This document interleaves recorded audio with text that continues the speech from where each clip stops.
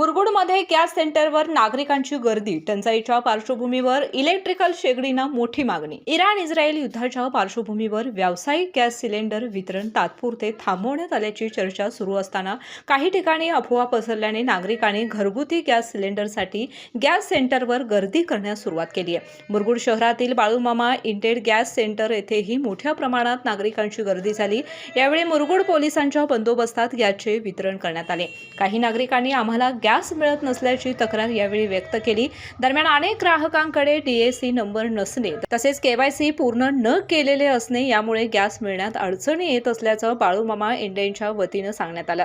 नवीन नियमानुसार मोबाईलद्वारे gas booking केल्यानंतरच सिलेंडर मिळतो. मात्र अनेकांनी अद्याप ही प्रक्रिया पूर्ण केली नसल्याने अडचणी निर्माण होत आहेत. गॅस बंद होत असल्याच्या अफवामुळेच नागरिकांनी गॅस सेंटरवर गर्दी केल्याचं चित्र मुरगुडमध्ये पाहायला मिळालं. दरम्यान गॅस टंचाईमुळे अनेक जणांनी इलेक्ट्रिकल शेगडीकडे आपला मोर्चा वळवल्याचं दिसून आलं. त्यामुळे इलेक्ट्रिकल शेगडीची मागणी वाढल्याचं अनेक इलेक्ट्रॉनिक्स दुकानांच्या वतीनं सांगण्यात आले. गॅस शेगडीला पर्याय म्हणून नागरिक आता इलेक्ट्रिकल शेगड्यांना पसंतीचं असल्याचं चित्र दिसून येत आहे. KK न्यूजसाठी कागल प्रतिनिधी ओंकार पोद्दार. गोकुळची बासुंदी पुन्हा खावीशी वाटतेय. खरं सांगू, मलाही खावीशी वाटतेय. पुन्हा पुन्हा खावीशी वाटणारी गोकुळ बासुंदी.